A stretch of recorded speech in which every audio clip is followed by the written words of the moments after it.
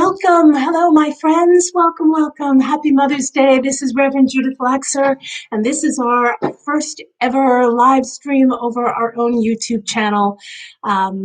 Welcome. I'm so glad you're here. Thank you for spending some time with me and this virtual community on our beautiful Mother's Day. So we decided to create a YouTube channel for those who do not participate in social media so that the message of Gaia's Temple could go out way further and wider than just on our Facebook page. So thanks for joining here, and right up front, as they instruct you when you're learning how to create this YouTube channel, ask your community to subscribe. And so I will ask you to do that if you haven't already subscribed to our channel. Once we get 100 subscribers, then we get our own little name. And anyway, it's important to get at least 100 subscribers. So hopefully you will do so. Anyway, welcome. I hope that you and yours are healthy and strong and hanging in there during this very difficult time. It's an interesting thing, isn't it? On the one hand, it's kind of feeling like we're getting used to how strange this is. On the other hand, it's like we just can't wait for this whole thing to be over. So it's a time of real opposites and pulls and tensions in so many different directions. The best that we can do is just stay present in the moment. I'm going to talk a little bit about that too. So I've got my outline here to make sure that we have, that I stay on track. We'll see how well I do. But anyway, in Gaia's Temple, we use a lot of music in Gaia's Temple. And we always start with a song to kind of get the energy going. So that's what we're going to do today. We're going to sing a song called Ancient Mother.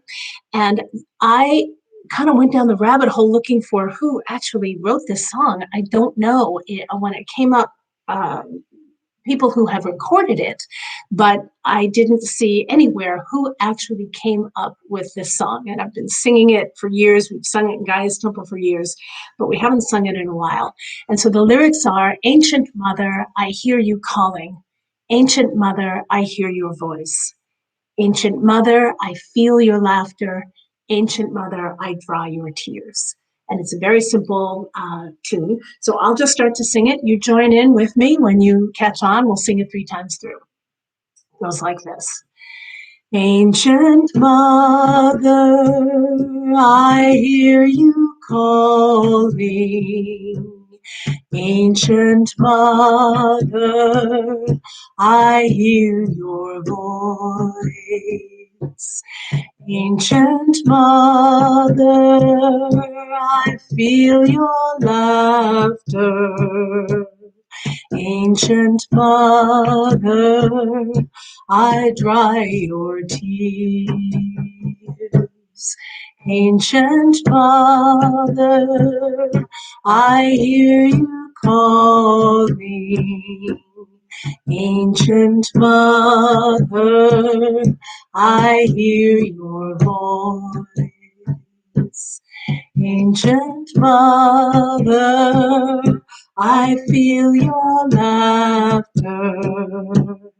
Ancient Mother, I dry your tears. One more time. Ancient Mother, I hear you calling. Ancient Mother, I hear your voice. Ancient Mother, I feel your laughter. Ancient Mother, I dry your tears. Beautiful. Thanks for singing with me, and for thinking with me too, as I drum on my dining room table.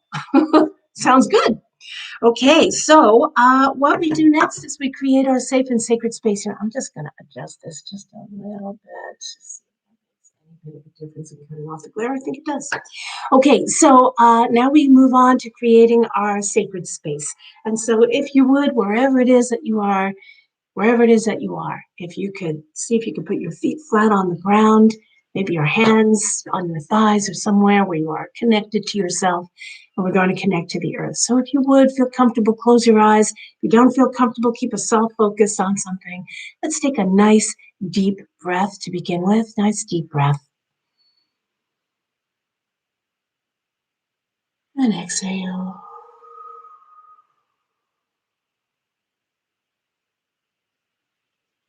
And as you stay looking inwardly focused, then this is the time to ask all the pieces and parts of you to come home to yourself now. Any part of you projected into the future, any part of you stuck anywhere in your past, any part of you that's distracted by anything going on in life, gently bring yourself back to this present moment, right here, right now. And once more, breathe into that presence. This time, as you exhale, begin to ground yourself to the earth by imagining a line of energy that extends down from the base of your spine, that reaches down through the seat that you're sitting in, down through the floor, down deep into Mother Earth. Imagine that you are growing an energetic taproot that burrows deep down into our beautiful Mother Earth, our magnificent goddess Gaia. And drop your taproot down as deep as it needs to go, lower and lower, deeper and further in, until you feel deeply held, very connected to her. On your next exhale, send out smaller little branches reaching out and taking hold, and feel yourself very connected to the earth. Good. Imagine now that those rootlets and the main taproot become porous and begin to drink the energy in of Mother Earth. And on this beautiful Mother's Day, we are drinking in her unconditional love, her sustenance, her nurturance, her support, and all of her beauty. And drink all of that up to your main taproot. Keep drawing it up, up, up. Bring the energy of Mother Earth into your heart and let her rest there for a moment. Breathe deeply once more to make more room. Oh, that feels so good. Excellent. And look to the heavens now. And I'll just check to make sure that's right. Look to the heavens now and find the moon and the sun. And the moon is just beginning to wane. She was full this past week. I don't know if you saw that. Gorgeous full supermoon. She's waning now, and she's in Capricorn, earthy and grounded. The sun is also in Taurus, earthy and grounded. So let's bring all that sensuous earthiness down through the sun and the moon. Imagine the silver and golden light pouring down from the heavens, down through your crown, and draw it all the way down into your heart. And when they arrive there once more, take a deep breath to make more room.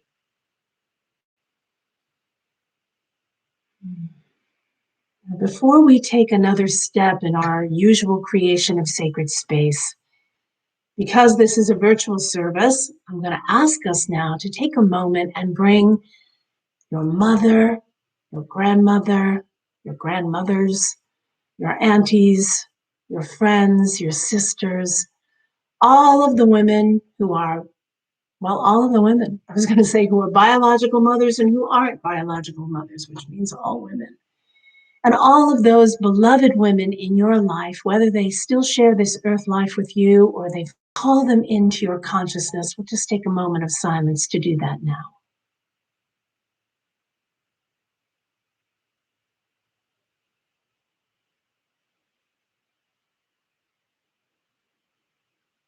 Good. Now, in a moment, I'm going to have us take a nice deep breath. And as we exhale, we'll use the exhalation to push the energies of earth, sun, and moon out through our heart. And we'll imagine it swirling all around us and all of those beautiful women that we brought to our consciousness, all of the beautiful mothers, every woman that you love and hold dear. And we'll imagine that this energy swirls all around us, creating our safe and sacred space. So here we go. Deep breath.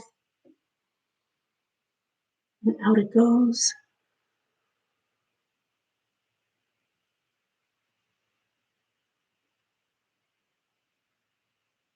In this way, we say we have stepped between the worlds.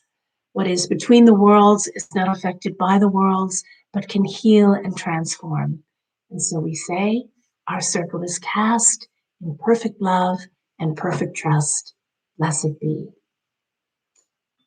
Excellent. Blessed be.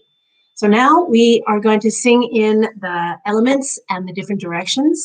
And as a simple song, a lot of you know. If you don't, you'll probably catch on pretty quickly. So we start by calling in the element of earth in the north. Spirits of the earth, carry me. Spirits of the earth, carry me home. Spirits of the earth, carry me home to my heart. And to air in the east.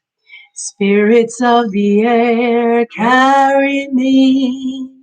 Spirits of the air, carry me home. Spirits of the air, carry me home to my heart. And to fire in the south. Spirits of the fire, carry me. Spirits of the fire, carry me home. Spirits of the fire, carry me home to my heart. And to water in the west. Spirits of the water, carry me. Spirits of the water, carry me home. Spirits of the water, carry me home to my heart. And for the center today, I have this magnificent bouquet of lilacs from my garden. Oh my goodness, I wish you could smell them. Let's sing to the lilacs. Spirits of the center, carry me. Spirits of the center, carry me home. Spirits of the center, carry me home to my heart. Lovely. Now for the invocation. And you can join in with me at the end of each line on the words, be with us. Great Mother Gaia, from whose womb all life flows, be with us. From whose breasts all are nurtured, be with us. From whose body all are sustained, be with us. You who bestow all the pleasures of nature upon us, be with us. Today, we lift our hearts in gratitude for your gifts. Be with us. We feel our love for you. Be with us. On Mother's Day, we expand our understanding and love for our own mothers to every woman. Be with us. And we expand that understanding and love to our precious planet. Be with us. And today, we honor our elder women for the experience and guidance they bring. Be with us. We gather on this fine day to be in your presence. Be with us. Blessed be. Blessed be. Lovely. So that's how we create our sacred space. So happy Mother's Day one more time. And I always like to remind us that Mother's Day was founded actually, by Julia Ward Howe back in 1872. And she kind of did it inadvertently. At that time, she was becoming the editor of Woman's Journal, which was a suffragists magazine. And she wrote a piece that actually was called an appeal to womanhood throughout the world. And it was a piece that she wrote asking women everywhere to come together to put an end to war and to ask for peace. And her idea was that if women would come together in this way and sort of call a moratorium, no, we are not going to send our children off to war. I'm not going to send my sons to go kill your sons. And if all of us decided that we were just not going to do that, then we would have peace on earth. And here it is over a century later, we are still honoring her. And it eventually became Mother's Day, where we honor all mothers for being a mother. But that's the founding of it and the origin of it. And I just like to make sure that we all know that. I love also that Mother's Day always falls on the second Sunday of May, which is when we always have our goddess worship service. And so each year in Gaia's temple, what better place to be spending Mother's Day than in a goddess worship service? And also that Mother's Day falls during the month of May. and May 1st is the Sabbath of Beltane on the pagan wheel of the year. And that is also so appropriate because at Beltane, what we are celebrating is the fertility of the earth. And all you have to do is look outside. As soon as I said that, I realized it really depends on where you are when you're looking outside. We are having the hottest weekend of the year so far here in Seattle. And yet I have a sister back east who had snow this morning or yesterday morning. So crazy times, that is for sure. But if you are having more of summer-like weather, which is what Beltane ushers in, the season of summer, but all you need to do is look outside and you see how the earth is flowering. And, like these beautiful lilacs I was just sniffing, it's magnificent out there. This is a manifestation of the fertility of the earth. And what a wonder and wondrous thing that is, because without that fertility and without that flowering, life could not continue to go on. And so at Beltane, we are celebrating fertility and we are also celebrating sensuousness. Now, the truth of it is that we're sensuous beings all the time, no matter what the season, because all of our senses are operating pretty much all the time, right? Hopefully we can see and smell and taste and touch and hear. There's something about the warmer weather, the longer days, the beautiful flowers that smell so good when color has returned to the landscape, that just brings that sensuality out. And we know, the spring fever, we just kind of start to feel like we want to connect and we want to be more sensually oriented. So it's a magnificent holiday for that reason and a beautiful time of this year. In ancient paganism, there was a sort of sympathetic magic that would happen where the priestess and priest, representing the goddess and god, would make love through their spiritual sensibilities in physical form, but with a spiritual intent. And often they would make love out in the fields, as, like I said, as a way for a sympathetic magic to ensure that the crops would grow. And so this was kind of a spiritual service for their community to make sure that life would continue. So I guess I want to say, if you get a chance and you have a lover and you have some privacy and you can make love outside, I highly recommend it. It's a beautiful way to align with what's going on with the earth at this time. So we celebrate the earth's fertility at this time, and I'm just making sure I'm sticking with what's going on. Oh, and I do want to say that for all of you who tuned in on our Facebook page for our Beltane ritual, thank you so much for doing that. Thank you for sending in all of your prayers. It was a great way to sort of virtually connect and have the community participate, even though I was the only one on camera. But the energy was there. I could feel you. Hopefully you could feel what I was doing, and it was really quite lovely. So a little bit more about Beltane, because that's kind of going to lead me where it is that I want to speak to you about today. And so one of the things that we do whenever we reach a certain point on the wheel of the year, one of the Sabbats, there are 8 of them along the wheel. And whenever we reach one of the things that I like to do is to look at what is the Sabbat on the polar opposite side of the wheel, because there's often that sort of correspondence in the polarities and in the extremes, but we can still see some sort of a correspondence there. So at Beltane, the earth is flowering, as I said, and it is said that a portal opens at this time between the worlds.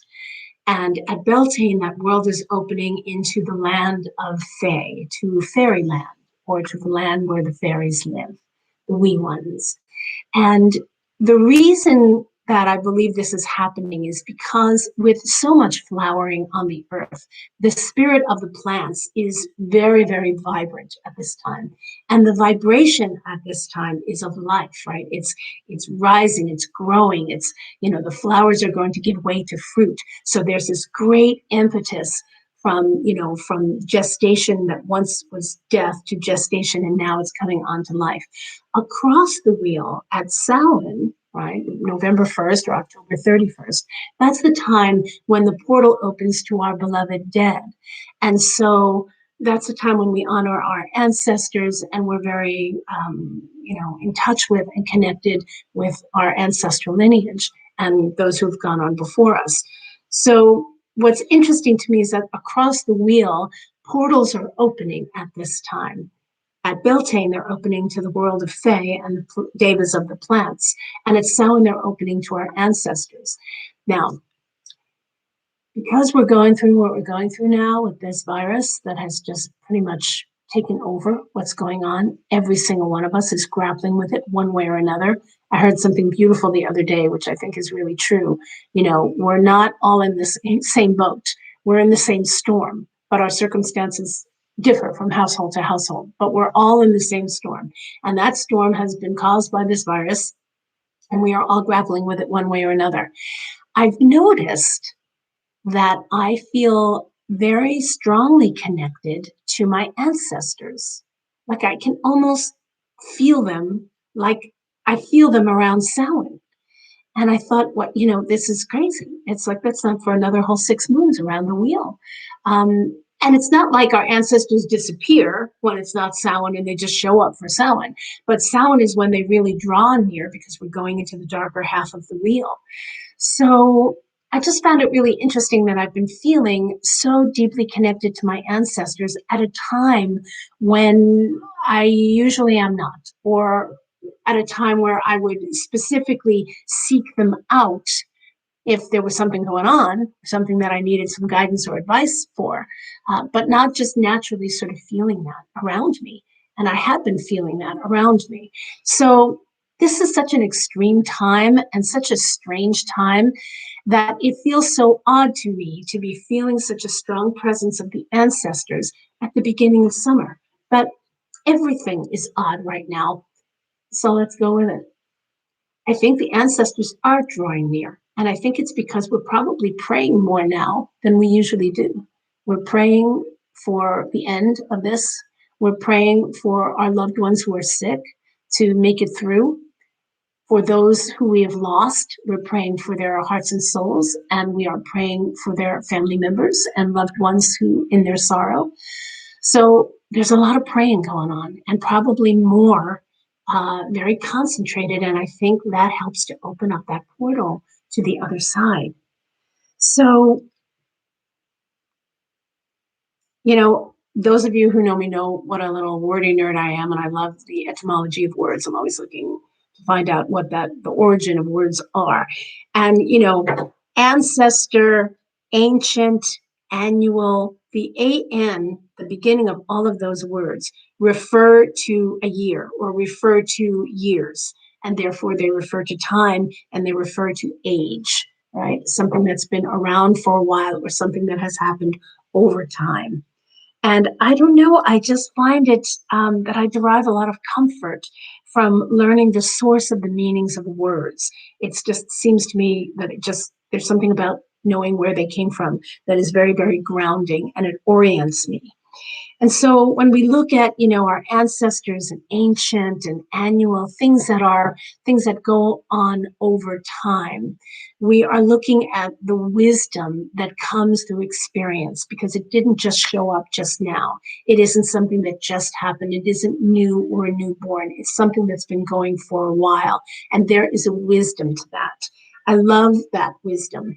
And I find that when I tune into the earth's wisdom, which is about slow time, I am a much happier human being. I'm a more productive human being. I'm a less stressed out human being.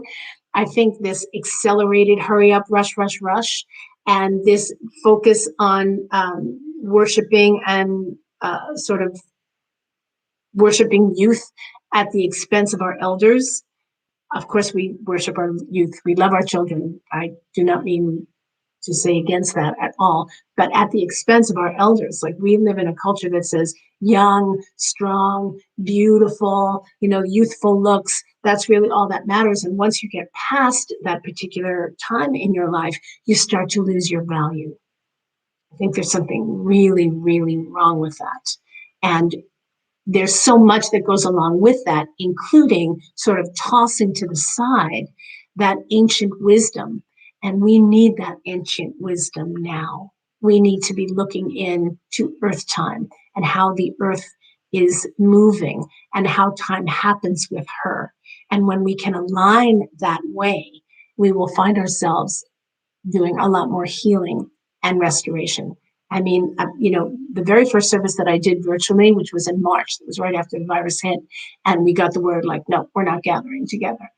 And at that time, I was talking about, I mean, even within like a month, we could see pollution was down. Animals were returning to waterways and parks.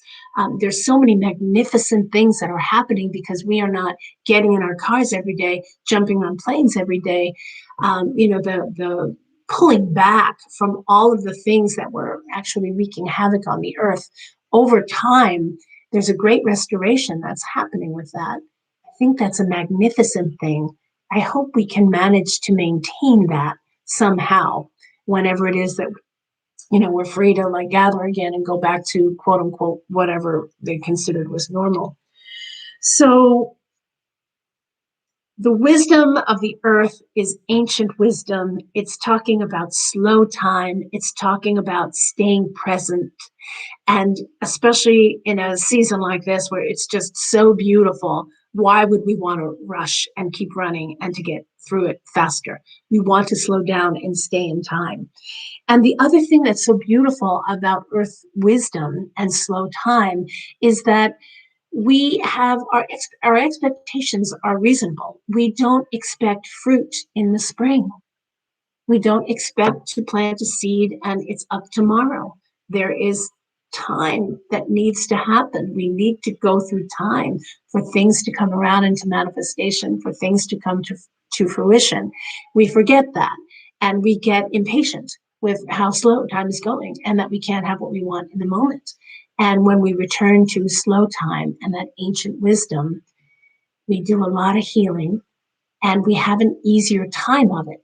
This whole push for acceleration that has happened in the last several decades, I think has just wreaked havoc. And I don't really see the benefit of it. So I'm finding that I'm trying to slow down in every single thing that I do. And I'm trying to stay very much with what is happening in nature because it's just a better way to live. And I find that I am happier by doing it. And I think you will find that too. Anxiety goes like this. It just drops. So last month, I told the myth of Inanna and Dumuzi and Ninshibur and Ereshkigal, this beautiful story on Easter Sunday. And, I've been looking for another myth, another story to tell at this service. And all month long, I've been looking and looking and looking. And, there are so many mother goddesses and there are so many different ways that I can go. And I finally just kind of landed on Gaia, our beautiful earth to begin with.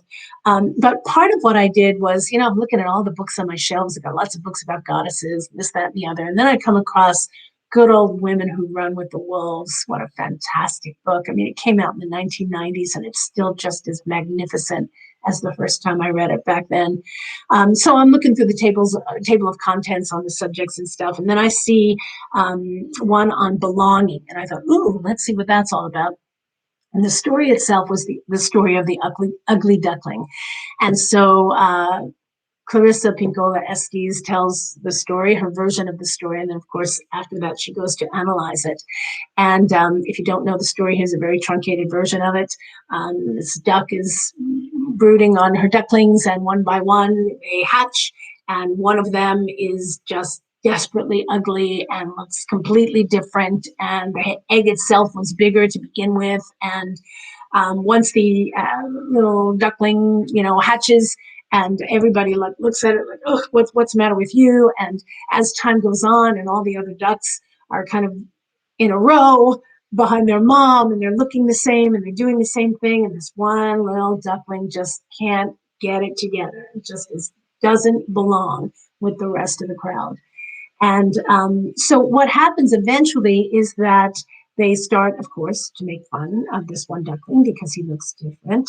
And, it's one of those beautiful fables that shows us, how cruel we can be to those who are, quote unquote, other, who don't look like us or think like us or walk like us or talk like us. And eventually what happens is it gets so fractious between everyone else at the pond who is just refuses to accept this one ugly duckling. And eventually, at first, the ugly duckling's mother was defending it. Now, wait a minute, he's just been born. Like, give him some time. He's got to hold on, and like a mother does, take care of its young. But as time goes on, and it gets more and more difficult, the mother finally just decides, I can't take this anymore. I can't keep defending you. I can't keep trying to help you. This is really, really difficult. I wish you would just go, which of course breaks the duckling's heart, and he takes off. And then over the next winter, he has many, many hardships. But in the spring, when he awakens again, or life returns again, he looks down into the pond and he sees his own reflection. And of course, he is a magnificent swan. And so the ugly duckling not only grows up into something magnificent, but he wasn't really a duck at all. So he was very different, and that's why he looked different, and was perceived ugly because he didn't fit in. So this was the story. The thing that I loved in her analysis of the story is something that I want to read to you here, because she really focuses on what happened to the mother, almost more than what happens to the duckling. And she talks about how the mother did not have her own mothering. And anyway, I'm going to read it. And she says here, every new mother begins as a child mother. A child mother is old enough to have babies and has good instincts in the right direction, but she needs the mothering of an older woman or women who essentially prompt, encourage, and support her in her mothering of her children. For eons, this role was served by older women of the tribe or the village. These human goddess mothers, who were later relegated by religious institutions to the role of godmother, constituted an essential female to female nutritional system that nourished the young mothers in particular, teaching them how to nourish the psyches and souls of their young in return. So, in a world that disparages our elders, and particularly elder women, in a world that views and values young women for their looks and their fertility and their ability to have children, and then once they get past that age, then they start to diminish in value. This is a pearl of wisdom that we have forgotten because we dismiss our elders.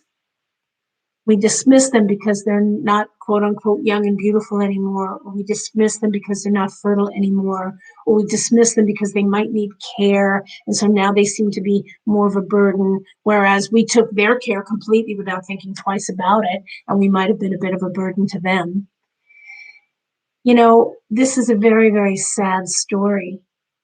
And the sad story is also an ancient one, that for thousands of years, women's value has been minimal, instead of women's value being everything, because without women, life would not continue.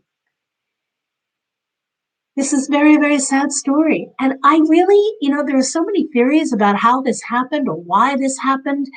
And, I could expound on a million of them. One thing I do believe more than anything else, or probably along with many of these theories, I think there's probably a whole bunch of different things that went into a confluence of things that turned into this sort of one sex turning on the other, and women just being so denigrated and becoming property, and women's power being taken from them, and women's voices being taken from them. I think that women's power somehow was perceived as threatening. Why else? Because when we look at anything else that goes on in the world, whenever we look to disparage something or oppress it or take its power away, it's because we are threatened by it and we want to feel more powerful. And so we do that by denigrating the other. I think this is also very young, meaning That's what youngsters do before they mature. And they come to realize that everybody has inherent value, and every echelon or tier of our culture and society is worthy. And also, when we mature and we recognize our own personal power, we don't have to disparage someone else in order to feel more powerful. That's like what school children do or what adolescents do. And if we don't actually rise to the occasion, grow up and mature, do our personal work to understand our own inherent value and act from that place, then we just stay children. And I don't think that's a very good thing. And I don't think that brings us to a very good place. And I think if we look at what's going on in our world, in every faction of our world where we see trouble or where we see something is not happening the way it should be happening, it's due to still a very young mindset that is unwilling to change, that is unwilling to grow, that is unwilling to mature. And maybe unwilling is a strong word. Maybe there's not the resources there in order for that to happen. But more than anything, I think that happens because we have pushed aside our elders. But if we embrace our elders and we bring them back in and we ask them questions and we not just listen like nodding, but heed what it is that they have to say, we will grow up because hopefully, mostly, they have grown up and they have lived long enough to know how to handle things.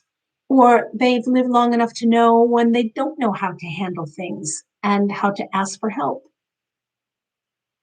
If we disparage our elders, if we think our grandmothers are old fashioned and they don't understand us, if we think because we are young and strong that we have a handle on everything at the expense of our elders, we find ourselves in the exact world that we find ourselves right now with so much trouble.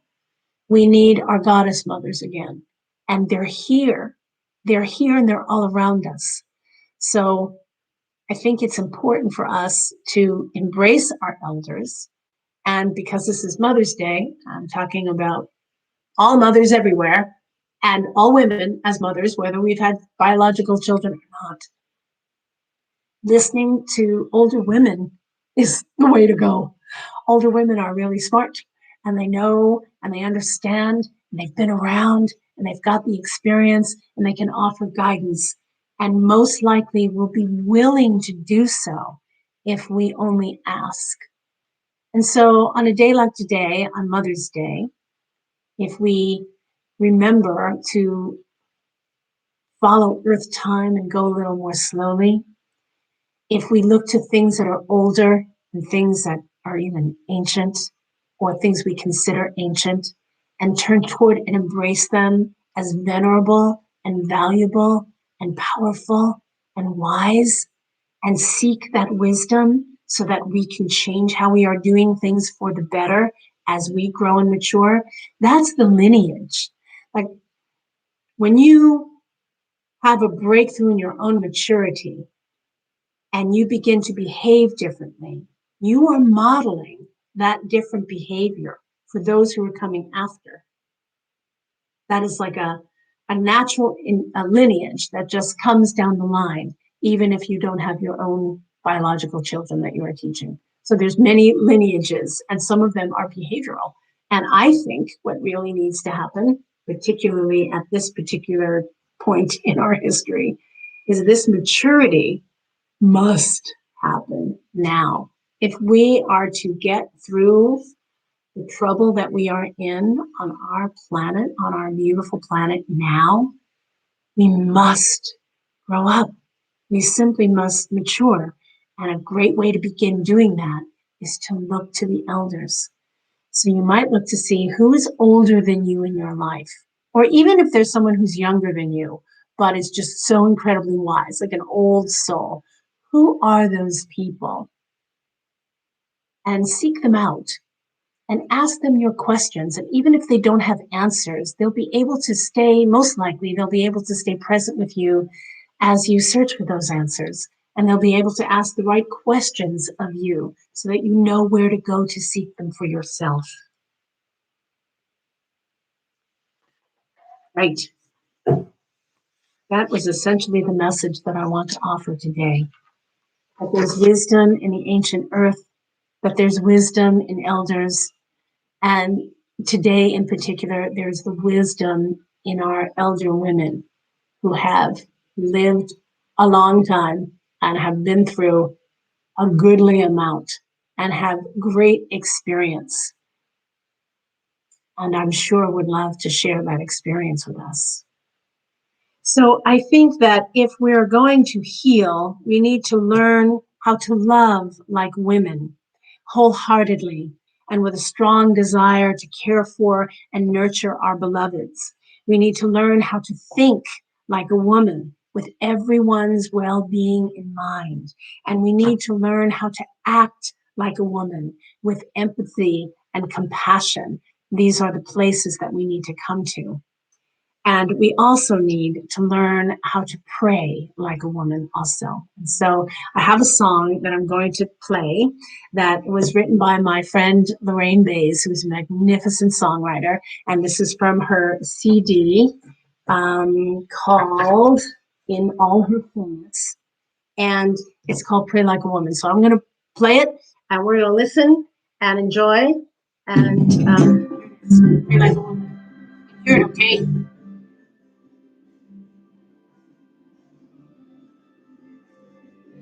You feel like getting up and dancing or singing along, I'm going to sing along. Feel free.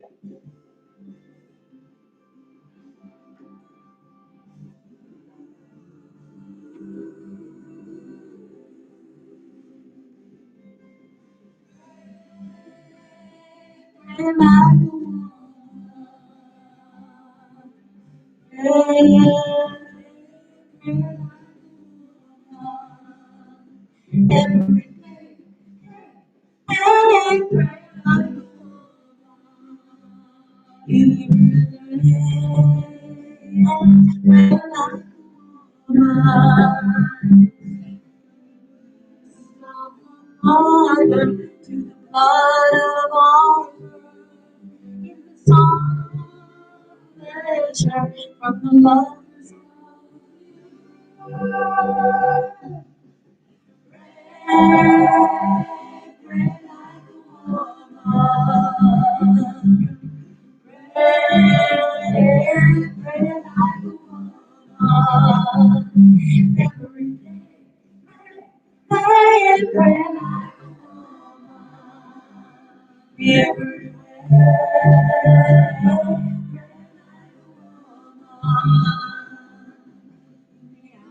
of our longing, each flowering star, in our tears and our laughter, through the gardens of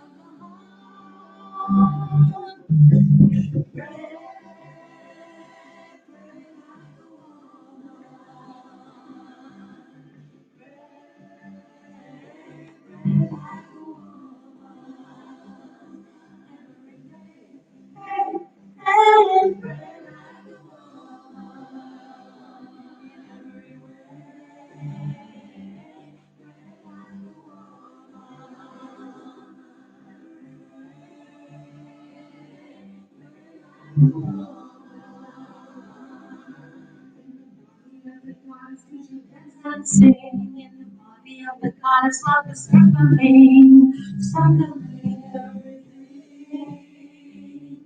Spread your wings.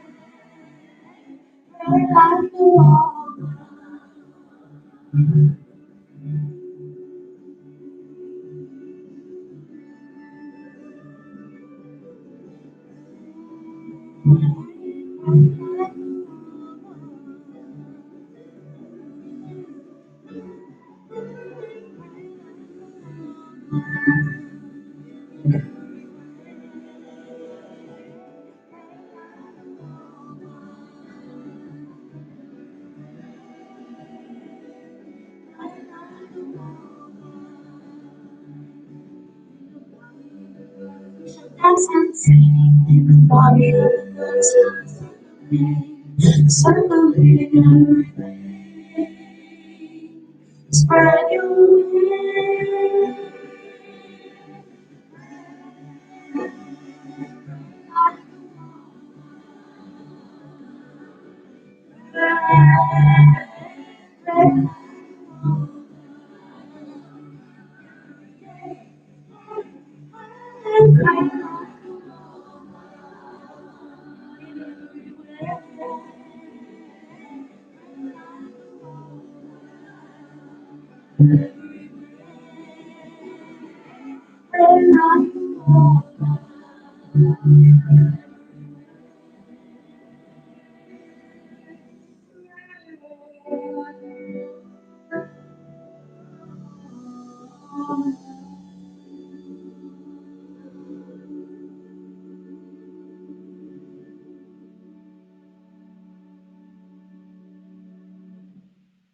Oh, thank you, Lorraine Bays. What a gorgeous song. So uplifting.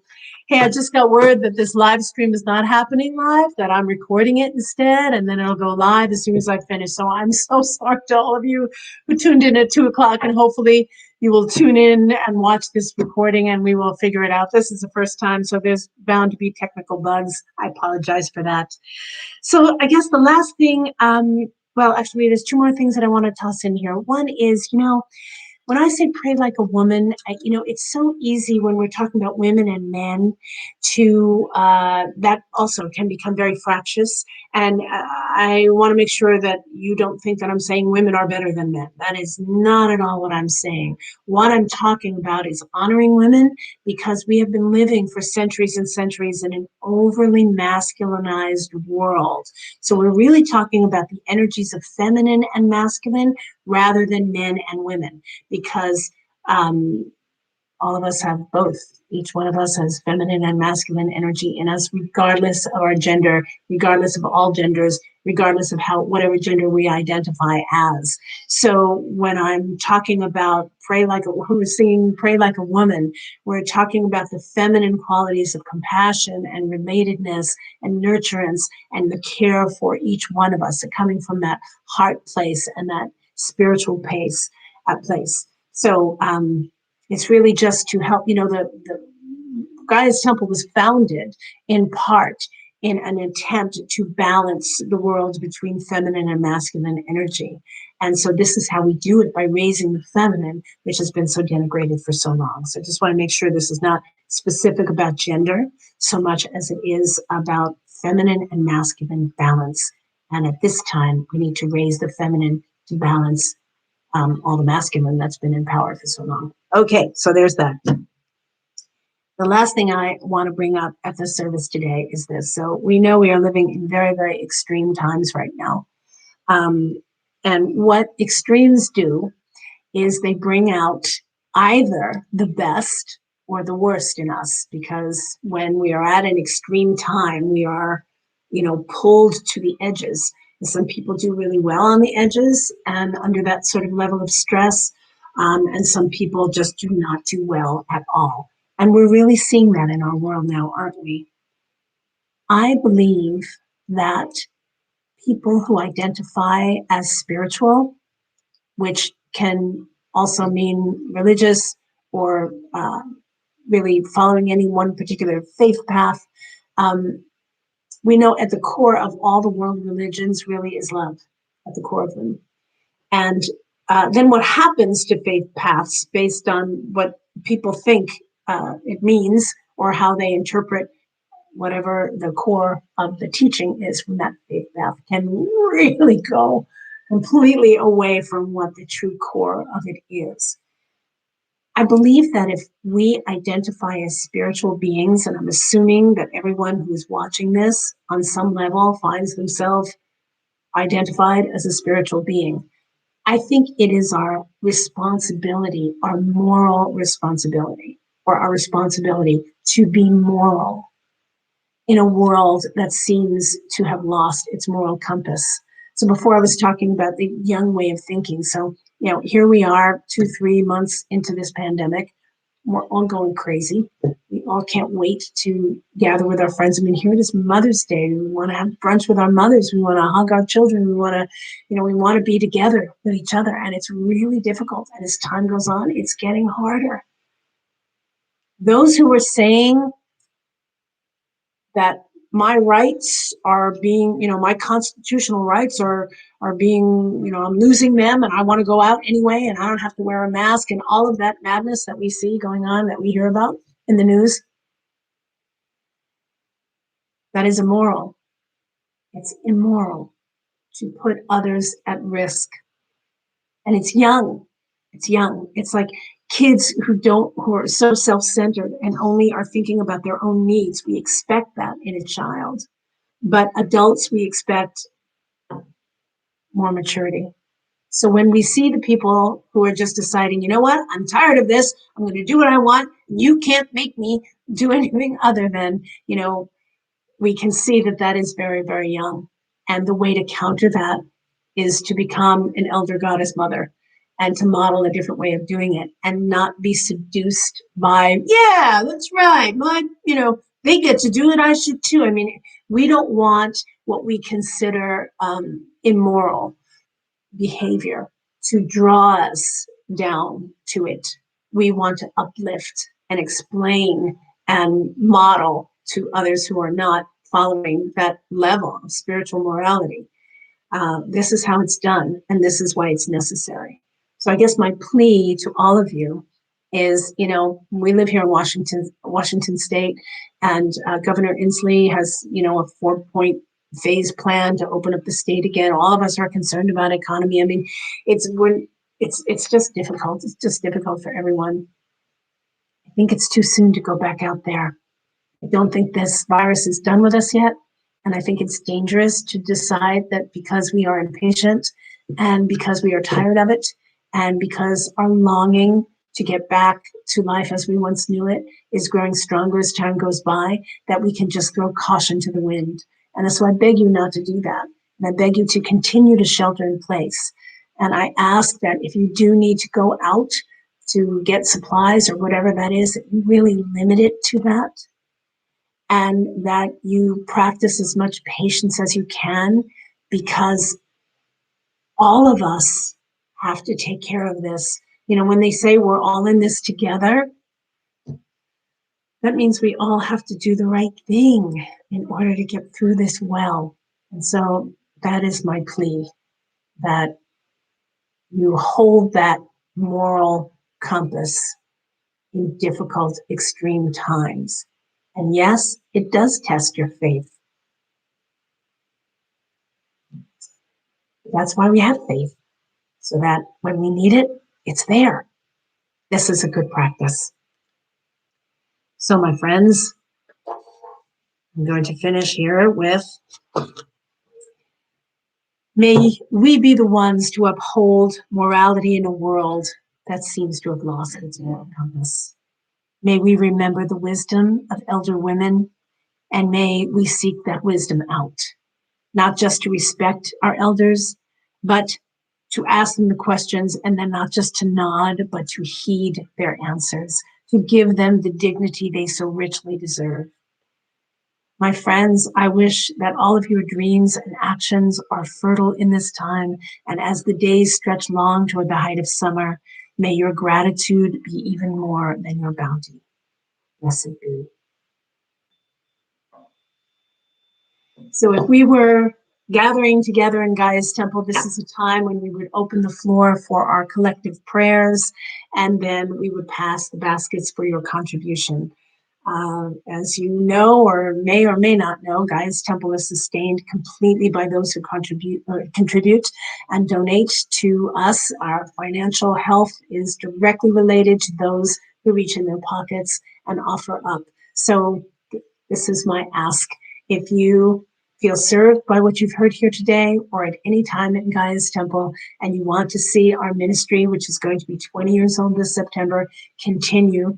And while we know this is a difficult time, if you feel honored, inspired, comforted in any way, please do contribute anything that you can. On the Gaia's Temple website, there's a donate button. You can press that. It'll take you to PayPal. Thank you in advance so much for all of your contributions to keep us going. Thank you. I'll ask you once more to subscribe to our YouTube channel. I promise to figure out how to actually go live in the moment, go live, so that when I say it's going to be at a certain time, it ends up being at that certain time. And I always finish with a closing thought before we release the directions and call the whole thing over. And this is a beautiful poem that I found by a woman named Lisa Satori. And it goes like this. There will always be another woman. Soon the new shiny one will become the dull old one. And you'll grow restless again, trading in women like cars, trading in the goddess for the latest object of your desire. Man doesn't need any more choices. What man needs is woman, the way of the feminine, of patience and compassion, non-seeking, non-doing, of breathing in one place and seeking deep intertwining roots strong enough to hold the earth together while she shakes off the cement and steel from her skin. If you want to change the world, love a woman, just one woman. Love and protect her as if she is the last holy vessel. Love her through her fear of abandonment, which she's been holding for all of humanity. No, the wound is not hers to heal alone. No, she's not weak in her codependence. If you want to change the world, love a woman all the way through until she believes you, until her instincts, her visions, her voice, her art, her passion, her wildness have returned to her. Until she's a force of love more powerful than all the political media demons who seek to devalue and destroy her. If you want to change the world, lay down your causes with guns and protest signs. Lay down your inner war, your righteous anger, and love a woman. Beyond all of your striving for greatness, beyond your tenacious quest for enlightenment, the Holy Grail stands before you if you would only take her in your arms and let go of searching for something beyond this intimacy. What if peace is a dream which can only be remembered through the heart of a woman?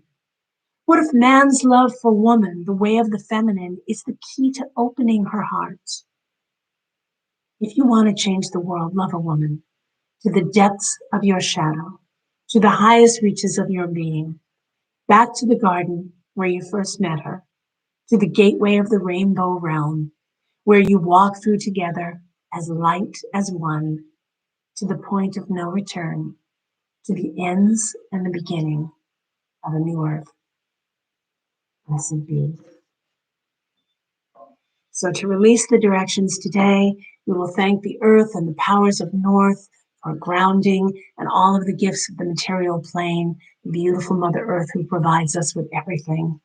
We thank the spirit of air for inspiration, communication, and this virtual connection, and for every breath we take. We thank and release the fires of the South for our passion and our energy and the fuel that keeps us going and the light in the darkness. We thank the waters of the West for our open hearts, our ability to love, our great compassion and understanding.